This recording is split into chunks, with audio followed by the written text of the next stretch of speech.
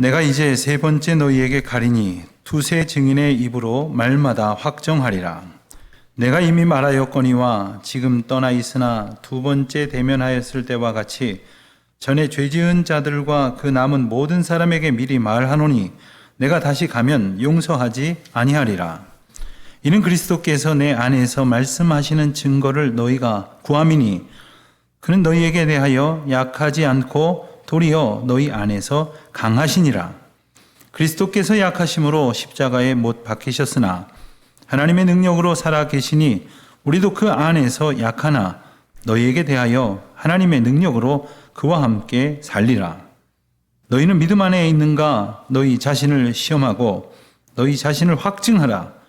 예수 그리스도께서 너희 안에 계신 줄을 너희가 스스로 알지 못하느냐? 그렇지 않으면 너희는 버림받은 자니라. 우리가 버림받은 자 되지 아니한 것을 너희가 알기를 내가 바라고 우리가 하나님께서 너희로 악을 조금도 행하지 않게 하시기를 구하노니 이는 우리가 옳은 자임을 나타내고자 함이 아니라 오직 우리는 버림받은 자 같을지라도 너희는 선을 행하게 하고자 함이라. 우리는 진리를 거슬러 아무것도 할 수 없고 오직 진리를 위할 뿐이니 우리가 약할 때에 너희가 강한 것을 기뻐하고 또 이것을 위하여 구하니 곧 너희가 온전하게 되는 것이라. 그러므로 내가 떠나 있을 때에 이렇게 쓰는 것은 대면할 때에 주께서 너희를 넘어뜨리려 하지 않고 세우려 하여 내게 주신 그 고난을 따라 엄하지 않게 하려 함이라. 마지막으로 말하노니 형제들아 기뻐하라. 온전하게 되며 위로를 받으며 마음을 같이 하며 평안할지어다. 또 사랑과 평강의 하나님이 너희와 함께 계시리라. 거룩하게 입맞춤으로 서로 문안하라. 모든 성도가 너희에게 문안하느니라. 주 예수 그리스도의 은혜와 하나님의 사랑과 성령의 교통하심이 너희 무리와 함께 있을지어다. 아멘. 우리가 신앙생활을 할 때에 때로는 참 힘들고 어려운 시간을 지날 때가 있습니다. 어찌하든지 잘 견디면 좋겠는데 그렇지 못하다면 누구나 아주 고통스러운 시간을 보내게 됩니다. 그럴 때면 우리는 어떻게 하든지 기도하고 말씀 붙들고 주님만 의지하며 살고자 애를 쓰지만 이게 잘 안 되면 깊은 절망 가운데에 빠지며 낙심할 때가 있습니다. 그러면서 스스로에게 실망하고 탄식을 하면서 나는 정말 믿음이 있기는 한 걸까? 나는 과연 믿음으로 살아가고 있는가? 스스로에게 물을 때가 있습니다. 만약 그럴 때가 있으시다면 이제는 더 이상 실망하지 마시고 오히려 그때가 가장 귀한 은혜의 새로운 출발이 될 것이라는 소망을 품으시기를 바랍니다. 우리가 우리 자신에게 내가 정말 믿음의 길을 온전히 걸어가고 있는지, 주님 바르게 믿고 있는지 이 절박한 심정으로 길을 찾는다면 그때가 다시금 그 길을 우리 주님께서 우리에게 밝히 보여주시는 은혜를 얻을 때이고 우리를 붙들어 믿음의 자세를 온전케 하시는 주님을 힘입어서 새로운 소망의 길로 걸어가게 될 줄로 믿습니다. 그러한 은혜가 여러분의 기도의 때에 늘 함께 하시기를 축원드립니다. 내가 정말 온전한 믿음을 갖지 못했다고 깨달을 때, 정말 내 안에 하나님이 함께 하심을 확신할 수 없을 때, 우리는 바로 그때 겸손히 주님 앞에 우리의 이 불신앙적 상황을 아뢰면서 주님의 도우심과 인도하심을 간절한 심정으로 요청해야 합니다. 그래야 우리 주님이 붙들어 주실 것 아닙니까? 온전히 지켜주실 것 아닙니까? 그러니 그때가 바로 그 어느 때보다도 은혜의 때가 될 것입니다. 우리는 항상 말씀 가운데에서 이 질문 앞에 서기를 원합니다. 나는 바르게 믿고 있는가? 또 나는 바르게 걸어가고 있는가? 오늘 본문 말씀을 보면 바울은 이 고린도에 보내는 편지 맨 마지막 장인 13장 5절 말씀에 보면은 이런 중요한 질문을 고린도 교인들에게 하고 있습니다. 너희는 믿음 안에 있는가? 이렇게 너희 자신을 시험하고 너희 자신을 확증하라. 이렇게 권면을 하고 있습니다. 너희는 믿음 안에 있는가? 여러분 어떻습니까? 이것을 지금 내게 주시는 질문으로 한번 받고 답을 해 보십시오. 너희는 온전한 믿음 안에 거하는가? 그리고 이것을 날마다 점검하고 합당한 삶을 살아가기 위하여 확증하기 위하여 애쓰고 있는가 하는 겁니다. 자, 바울은 왜 고린도 교회 교인들한테 이 질문과 권면을 하고 있을까요? 우리가 잘 아는 대로 고린도 교회는 바울이 전도 여행 중에 직접 세웠습니다. 그리고 1년 반 동안 사랑으로 그들을 돌보았지요. 그런데 바울이 고린도를 떠나고 난 뒤에 고린도 교회에서 들려오는 소식은 참 안타까운 것이었습니다. 그들이 하나님 계속해서 잘 믿는 것이 아니라 여러 그룹으로 나뉘어져서 그들은 갈등했습니다. 다퉜습니다. 그래서 교회의 머리이신 예수 그리스도를 온전히 다들 함께 따라가는 것이 아니라 저마다 자기들이 서로 머리가 되고자 했습니다. 그러는 동안에 교회의 거룩함은 지켜지지 못했고 그저 세상의 방식대로 말하고 주장하고 다투고 싸웠습니다. 한마디로 세상 풍조에 휩쓸리고 말았던 겁니다.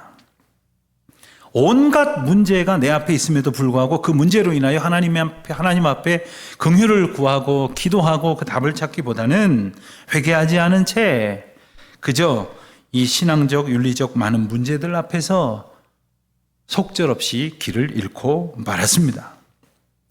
바울은 이러한 형편 속에 있는 고린도 교회 교인들한테 뜨거운 마음과 또한 사랑의 심정을 가지고 그들을 위로하기도 하고 격려하고 또 때로는 안타까운 마음으로 책망하면서 여러 차례에 걸쳐서 편지를 써 보냈습니다. 그게 바로 고린도전서, 고린도후서 그리고 전해지지 아니한 편지들이었습니다. 그 편지를 받은 고린도 교인들 중에 많은 사람들은 다행스럽게 회개에 이르렀습니다만 모두는 아니었습니다. 고린도 교회는 바울의 그 영적 리더십 자체를 거부하는 이들이 포함되어 있었습니다. 그뿐 아니라 바울이 가르쳐준 그 예수 그리스도의 피 묻은 복음마저도 우습게 여기는 이들이 있었습니다. 그래서 고린도 교회는 리더십이 흔들렸을 뿐만 아니라 그들이 전한 복음 자체를 온전히 붙들지 못했고 그러는 가운데에 계속해서 대적자들은 바울을 그리고 교회를 거짓과 모함으로 흔들고 괴롭혔습니다. 바울을 향하여 이렇게 대들었죠. 당신이 무슨 사도냐? 당신의 사도적 권위를 입증해보라. 이렇게 요구하기도 했습니다. 바울은 자신의 사도권을 검증하려고 하는 고린도 성도들에게 오히려 중요한 질문을 거꾸로 던지고 있는 겁니다. 그대들의 신앙을 점검해 보십시오. 과연 우리는 바른 신앙을 가지고 살아가고 있는가? 너희 자신을 시험하고 확증하여 보라 하는 이 말은 단지 알고 있느냐 하는 어떤 지식을 검증하려고 하는 이야기가 아닙니다. 누가 더 잘 믿느냐 못 믿느냐 잘났느냐 못났느냐 하는 것도 아닙니다. 오직 각 사람이 그리고 교회 공동체가 하나님 앞에서 합당한 믿음의 응답으로 살아가고 있는가? 내 안에 우리 안에 그리스도께서 온전히 역사하고 계시는가? 그리하여 우리는 그 그리스도의 인도하심 앞에 기쁘고 감사한 마음으로 순종하며 살아가고 있는가? 끊임없이 확인하라 하는 말씀입니다. 왜 이런 말씀을 주셨을까요? 우리에게는 이러한 확인이 필요하기 때문입니다. 여러분 지금 잘 살아가고 계십니까? 우리가 건강하게 잘 살아가는지를 위해서 건강검진도 하지 않습니까? 자동차가 잘 계속해서 굴러갈 수 있도록 때때로 가서 검사도 하지 않습니까? 그런데 과연 우리 영혼은 주님 앞에서 바르게 시험하고 있느냐 말입니다. 우리 안에 그리스도께서 온전히 거하시는지를 확증하며 살아가고 있느냐 하는 말입니다. 다행히 바울을 통해 주신 하나님의 교훈과 권면의 말씀에 많은 이들이 돌이켰다고는 하지만 여전히 고린도 교회 가운데에 바울의 영적 권위를 대적하고 그리고 거짓말로 교회 공동체를 깨뜨리려고 하는 이들이 있었기 때문에 바울은 마지막 편지를 언급하면서 대단히 중요한 경고의 메시지를 한 번 더 보내고 있습니다. 1절과 2절 말씀을 보니까 바울이 세 번째로 그들에게 가겠다고 예고를 합니다. 두 번 이미 방문을 했었는데 이번엔 세 번째 방문이 됩니다. 그런데 방문을 하겠다고 말하면서 내가 다시 가면 용서하지 않겠다. 이런 무시무시한 이야기를 하고 있어요. 게다가 이 일을 분명하게 처리하기 위해서 두세 사람의 증인을 구해서 법도에 맞게 이 일을 처결하겠다라고 말하고 있는 겁니다. 자, 무엇 때문일까요? 바울은 지금껏 고린도 교회 가운데의 혼란을 야기하고 그리고 어려움을 끼쳤을 뿐만 아니라 거짓말로 사도권을 대적하였던 이들이 회개하기를 기다렸어요. 그러나 돌이키지 아니하였을 뿐만 아니라 거듭하여 거짓말로 교회 공동체를 흔드니 이제는 그냥 넘어가지 않겠다라고 말하는 겁니다. 두세 사람의 증인을 두겠다는 이야기는 이러한 문제들을 처리할 때 어떻게 해야 할지를 일러주신 구약의 율법의 가르침대로 하겠다 하는 말이죠. 여러분, 사실 고린도 교회 안에 그동안 이러한 많은 분쟁들이 있었던 까닭도 바로 이런 하나님의 법도대로 이 문제를 직면하지 않았기 때문이었습니다. 여러분, 싸우고 분쟁하는 일이 벌어지면 이 우선 말이 많아져요. 어떤 문제가 발생을 했으면 다들 조용히 회개하고 골방으로 들어가서 기도하고 그리고 서로를 용납하려고 하는 것이 아니라 기도는 접어두고 용납하는 건 관두고 듣기를 패하고 말을 하기 시작을 하는데 문제는 이 말 가운데에 맞는 말만 있느냐? 그렇지 않은 말이 너무나 많다는 거예요. 오히려 거짓말이 더 커져 간다는 겁니다. 그러니 이 말도 있고 저 말도 있는 거 아니겠어요? 그래서 율법은 두세 사람의 증인, 서로의 말도 들어보고 또 객관적인 증언도 듣고 판단하라 했던 겁니다. 그래야만 갈등이 해소가 될 텐데 고린도 교회는 이 기본적인 원칙부터 지키지를 않았다는 겁니다. 바울에 관해서도 많은 말들이 돌아다녔어요. 그런 말들이 돌아다닐 때 이 말이 정말 옳은 말인지 서로 살펴보려고 하지 않고 근거도 없고 거짓된 말임에도 불구하고 이런 말들이 더 많이 돌아다니는 법입니다. 그것이 공동체를 흔들고 깨뜨리는 것임에도 불구하고 끝도 없이 돌아다니는 말들이 있어요. 목회를 하다 보니까 참 교회는 말이 많구나 하는 것을 느낄 때도 많고 그리고 어떻게 그런 말도 나돌아다닐 수가 있을까. 말 그대로 밑도 끝도 없는 그러한 이야기를 들어볼 때도 들어 있었습니다. 아주 오래전에 제가 부목사로 있을 때 제가 섬기던 교회에 교육관을 짓게 되었습니다. 제가 교육부를 담당하고 있었기 때문에 목사님께서 교육관이니까 교육부 담당 목사가 좀 관심 있게 지켜보고 나는 보고만 받도록 하겠소 하고서는 저한테 많은 부분을 맡기셨어요. 그래서 어린 나이에 제가 아주 좋은 공부를 하고 많이 배웠습니다. 열심히 해보겠노라고 무슨 회의할 때마다 다 참석하고 그리고 여기저기 견학도 같이 다니고 그리고 공사장에서 쓰는 모자도 쓰고 막 이리저리 현장도 많이 들락거렸습니다. 그러던 중에 어느 날 재미난 얘기를 하나 들었어요. 그 시공사로 결정되어지는 우리도 지금 시공사를 결정하는 과정 중에 있지 않습니까? 그러는 중에 아주 유력한 그 시공 입찰 회사 중에 하나가 그 회사의 사장님이 저희 아버지라는 거예요. 그래서 윤 목사님이 저 아버지 회사로 이렇게 이걸 공사를 주려고 한다 이거예요. 왜 그런 소리가 났는가 봤더니 그 회사 사장님 이름이 윤아무개더라고요. 그래서 제가 그 얘기를 듣고 기가 차면서도 한편으로는 참 기분이 좋더라고요. 우리 아버지가 가난한 목사인 줄 알았는데 건설회사를 하나 가지고 있다니까 꽤나 안심이 되는 거예요. 아니 그렇게 이름이 같으면 우리 뭐 아버님이면은 뭐 우리 대통령은 뭐 우리 집안 형님쯤 되겠네요. 근거 없는 말들, 이런 말들은요, 아주 시작도 끝도 없이 돌아다녀요. 그리고 문제는 그런 말을 들은 사람이 또 근거도 확인하지 아니하고 마구 옮겨대는 데 문제가 있습니다. 여러분, 그런 말을 하는 사람만 문제가 아니에요. 듣는 사람이 더 문제입니다. 들을 때, 아유, 누가 그래요? 아이, 그거 사실인지도 모르는 이야기인데 그런 말 하지 맙시다. 우리 한번 가서 확인해 볼까요? 그렇지 않으려면 그런 말을 듣지도 말아야 될 거예요.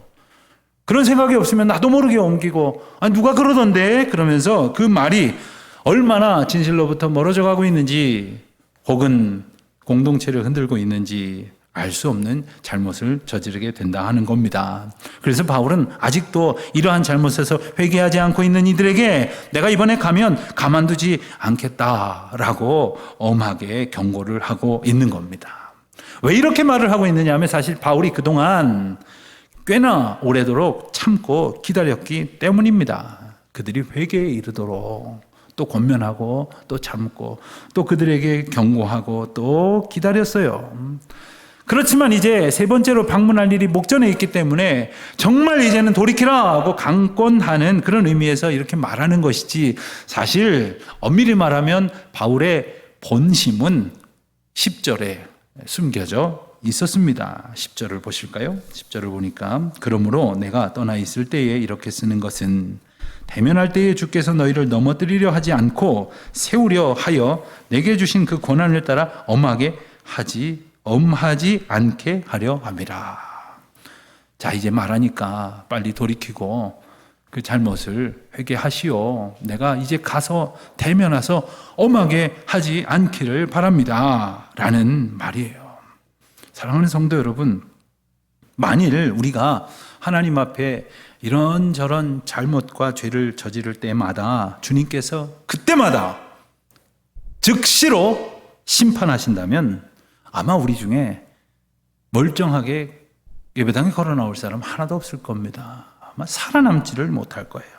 그럼에도 불구하고 주님께서는 우리로 회개에 이르기를 원하시기 때문에 돌이켜서 주님의 자녀로 돌아오게 하시려고 언제나 기다려주셨고 길이 참아주셨다는 사실을 잊어서는 안 됩니다. 문제는 그 주님의 기다려주심, 그 인내하심, 바울이 참고 기다렸던 그것을 우습게 하는 자들이 있었다는 거죠.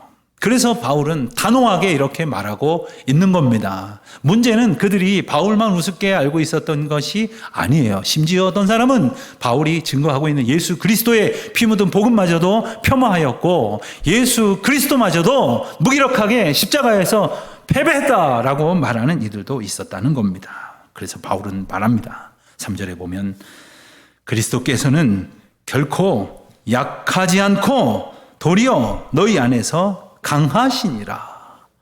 그분은 약한 분이 아니라는 거예요. 그냥 십자가에서 무기력하게 넘어지신 분이 아니라는 거예요. 오히려 너희 안에서 강하심으로 사망 권세를 깨뜨리고 다시 사신 분이시다라고 분명히 일러주고 있는 겁니다. 그들은요, 바울도 참 우습게 여겼어요. 바울이 끊임없이 권면하고 그리고 참고 양보하고 기다려주니까 얼마나 우습게 알았던지 온갖 소문을 다 휘둘리고 말았습니다. 함부로 대적하고 비난했습니다. 하지만 그는 분명히 말합니다. 그리스도께서 우리와 함께 하심이라. 4절 말씀을 보면 우리도 그 안에서 약하나 너희에게 대하여 하나님의 능력으로 그와 함께 살리라. 나는 약하지만 그리스도께서 내 안에 계시다. 용기 있게 말하는 거예요. 여러분, 우리는 창호지에 불과해요.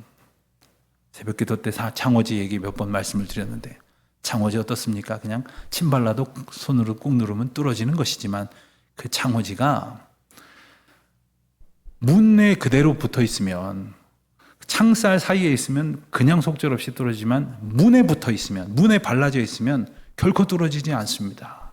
만약에 바위에 붙어 있다면 어떻게 되겠습니까? 결코 우리를 해칠 자가 없는 겁니다. 바울 참 우습게 보였지만 나는 그리스도와 함께 있노라 선언하는 거예요. 사랑하는 성도 여러분, 우리 한없이 약해서 우리를 우습게 보는 사람들이 더러 있을지 모르지만 나는 그리스도와 함께 있노라, 나는 하나님과 함께 있노라, 이 고백으로 살아가는 저와 여러분이 되시기를 바랍니다. 그래서 바울이 묻는 거예요. 이제 너희 자신을 시험하십시오. 그리스도 안에 있는지 점검해 보십시오. 오늘 이 시간 우리도 이 말씀을 내게 주시는 권면으로 받고 우리 스스로에게 이 물음을 가지고 그리고 확증하면서 살아갈 수 있으시기를 바랍니다. 여러분, 만약 그렇게 고민을 하고 점검을 해봤는데 내 안에 예수 그리스도가 없다고 느껴진다면, 내가 하나님과 동행하는 것이 아니라는 생각이 든다면 그 순간 주님 앞에 엎드리셔야 합니다. 주님 앞에 모든 것을 내려놓고 주님만 붙들게 해달라고, 주님만 나를 붙들어 주시기를 전적으로 의지하고 내 모든 것을 다 주님 앞에 항복하고 주님만 바라보는 믿음의 삶을 새롭게 시작하여 지시기를 바랍니다. 내가 그동안 교회를 나갔다는 식으로, 나는 교회에서 많은 봉사를 했다는, 나는 직분도 있다고 헌금도 했다고, 그러한 말로 스스로를 속이지 마십시오. 내가 어떤 행위를 했더라도 내 안에 그리스도께서 살아계시지 않으면, 내가 하나님과 동행하지 않으면 아무것도 아닙니다. 자, 그렇다면 우리는 어떻게 이 질문을 우리 스스로에게 물어 답을 찾을 수 있을까요? 세 가지로 생각해 볼 수 있기를 원합니다. 첫 번째, 너희는 믿음 안에 있는가? 물으신 말씀 그대로를 우리가 받기를 바랍니다. 다시 말하면 나는 정말 예수 믿는 사람인가? 한경직 목사님이 말년에 거동하시기도 힘드실 즈음에 연초가 되면 교계의 어르신들, 또 교회의 장로님들, 또 그분을 따르던 많은 분들이 이제 세배하러 오셨다고 해요. 덕담 한마디 부탁드리겠습니다 했더니 예수 잘 믿으세요 이렇게 말하셨대요. 예. 총회장 지낸 목사님이 와도 예수 잘 믿으세요. 또 파릇파릇한 청년들이 와서 세배를 해도 예수 잘 믿으세요. 그렇습니다. 예수 잘 믿고 있는지, 정말 나는 예수님만, 오직 예수님만 나의 구원의 길로 온전히 믿고 의지하면서 살아가고 있는지 점검할 수 있어야 하겠습니다. 두 번째, 나의 삶의 주인이 하나님이신지, 나는 그것을 온전히 인정하고 있는지를 점검할 수 있는 저와 여러분이 되시기를 바랍니다. 만일 우리 삶의 주인이 하나님이시라면 너무 일이 안 되고 괴로운 일이 많아도 낙심하지 마세요. 우리 삶의 주인이 하나님이시라지 않습니까? 또 내가 뭐 하는 일이 좀 잘 됐다고 너무 잘난 척하지 마세요. 너무 교만할 것도 없습니다. 이 삶의 주인은 하나님이시기 때문입니다.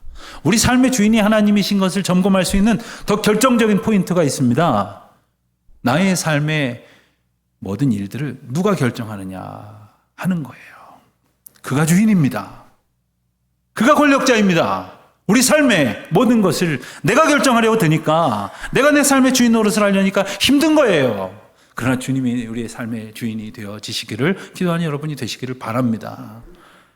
때때로 교회의 일들을 놓고 어떻게 결정해야 할을 생각할 때마다 머리가 아파요. 고민이 돼요. 그럴 때마다 이 말씀 붙들고 깨닫게 됩니다.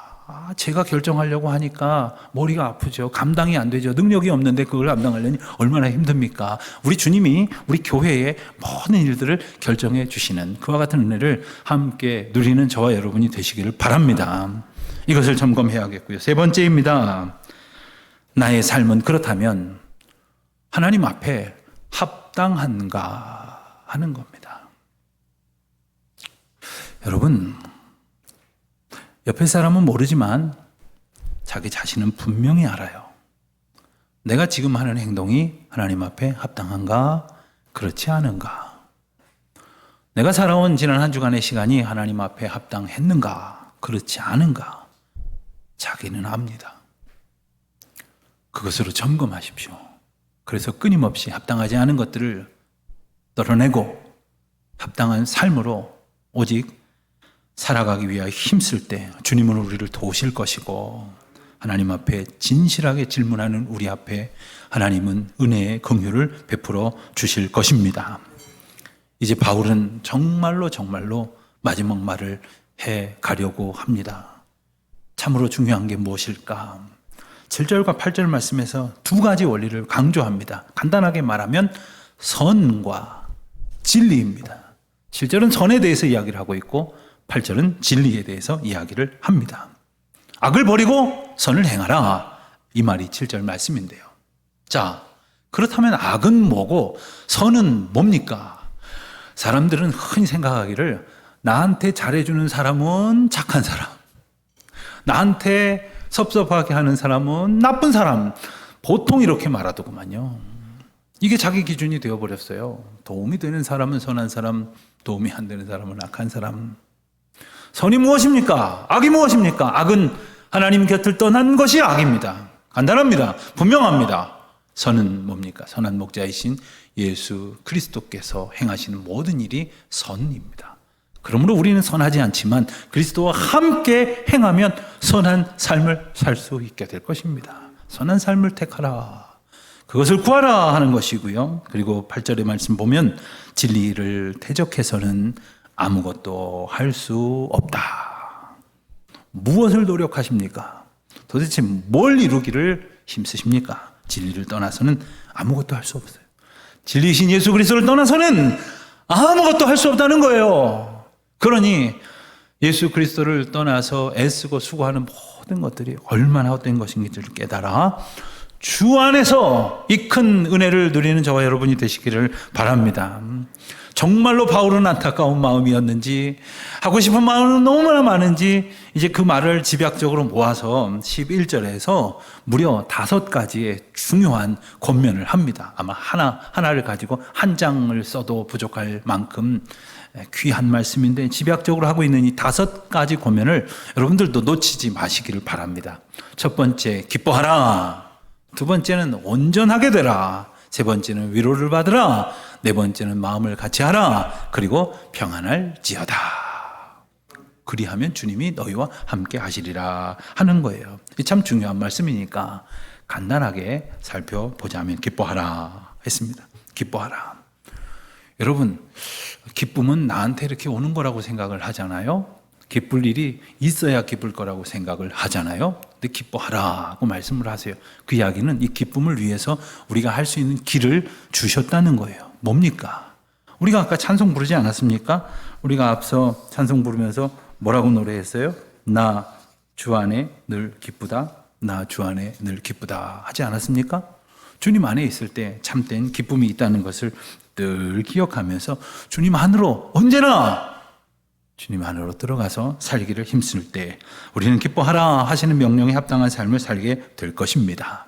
두 번째, 온전하게 하라 하십니다. 온전하게 하라.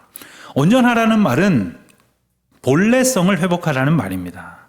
하나님과 우리와의 관계, 우리가 성도들과의 관계, 사랑하는 부부의 관계, 부모와 자녀들의 관계, 또 참으로 귀하게 여겼던 공동체의 구성원들과의 관계, 이 소중한 은혜의 때를 회복하라는 거예요.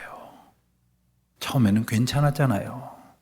그런데 거기 내 욕심이 들어가고 섭섭함이 들어가고 원망이 들어가고 미움이 들어가고 거짓이 들어가다 보니까 감당할 수 없는 추악한 것들로 변해버린 그 모든 것들을 다 버리고 본래성을 회복하라. 이 말씀이에요.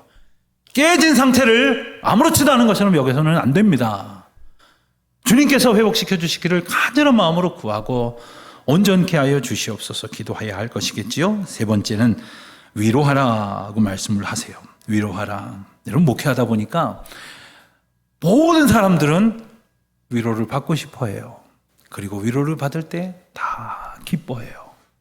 그런데 문제는 받기는 바라면서 위로를 안 해요. 위로를 받고 싶은데 남들이 나를 위로하지 않는다. 그 말은 나부터 남들을 위로하지 못했다라는 말이 되지 않겠습니까? 근데 위로라는 게 참 놀라운 기쁨이 있어요. 제가 어제 무슨 생각을 하다가 배를 타고 우리나라 어느 항구에서 배를 타고 무려 3시간을 가야 하는 먼 바다에 있는 한 섬에서 목회하는 한 선배가 생각이 났어요.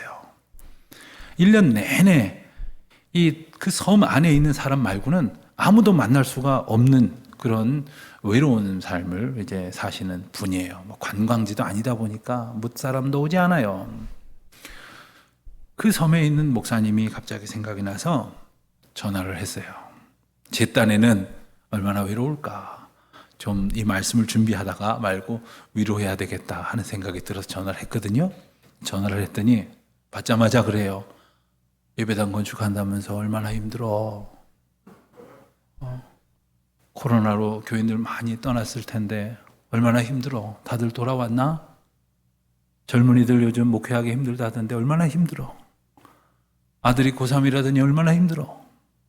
마치 저한테 위로하려고 준비하고 있었던 것 마냥 여러 가지 얘기를 하고 있는데 제가 얼마나 위로를 받았는지 몰라요. 그런데 맨 마지막에 이렇게 전화해서 위로해 주니 고마워 하는 거예요.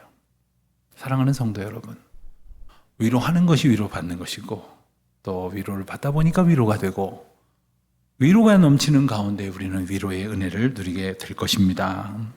서로 위로하는 아름다운 우리 교회 공동체를 이룰 수 있게 되기를 바랍니다. 네 번째입니다. 마음을 같이 하라. 여러분, 우리가 하나 돼야 된다. 하나 되게 해주세요. 이런 말 많이 하는데 도대체 어떻게 해야 되느냐? 우리가 같이 한 집에서 올려 살 수는 없는 노릇 아닙니까? 마음을 같이 해야 돼요. 우리의 소원을 같이 해야 돼요. 어떻게 같이 할 수 있느냐? 우리 마음을 한 군데로 모아야 돼요. 방법은 저한테로 다 오십시오가 아니에요. 우리 장로님한테 다 모입시다가 아니에요. 하나님 앞으로 다 모이면 되는 거예요. 하나님 앞으로 모든 마음을 다 내려놓기 위해서 네 생각 내 생각 다 내려놓고 주님 앞에 다가감으로 그것이 없어서 서로 분열하고 갈등하고 시기 질투 헛된 자랑으로 얼룩졌던 고린도 교회가 반드시 붙들어야 하는 것처럼 우리 모두가 어지러운 세대 속에 살아가고 있는 우리 모두가 바른 신앙생활을 위해서 꼭 붙들어야 할 말씀인 것을 기억하고 마음을 같이 하기 위해서 하나님 앞에 모이는 저와 여러분이 되시기를 바랍니다. 마지막 다섯 번째는 평안하라 했습니다. 이것은 아주 적극적이며 능동적으로 평화를 이루어 가라는 의미예요. 다시 말씀드리지만 이 또한 우리가 할 수 있는 일이 사실 아닙니다. 우리가 무슨 평화를 이룰 수 있겠습니까? 그러려고 하다가 더 큰 실망을 할 때가 얼마나 많습니까?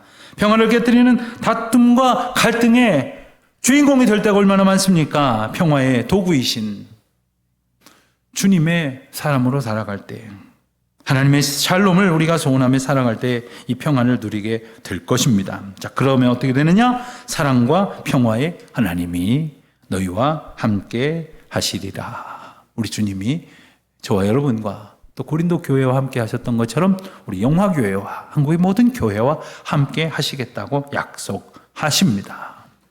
마지막 한 절만 더 보고 마칩니다. 마지막 13절은 참 익숙한 표현이 나오지 않습니까? 예배를 마칠 때마다 목사님들이 하시는 축도의 기원이 바로 이 말씀입니다. 성경에는 흔히 축복문이 여러 구절 나오지만 그 가운데 대표적인 것이 민수기 6장에 나오는 대제사장의 축복문과 오늘 이 13장 13절에 바울의 축복문을 예로 듭니다. 그리고 오늘날 많은 교회가 축도의 말씀을 이 13절 말씀에서 가져옵니다. 바울은요, 고린도 교회 교인들과 말 그대로 애증의 관계였어요. 사랑스러우면서 동시에 섭섭함도 참 많았어요.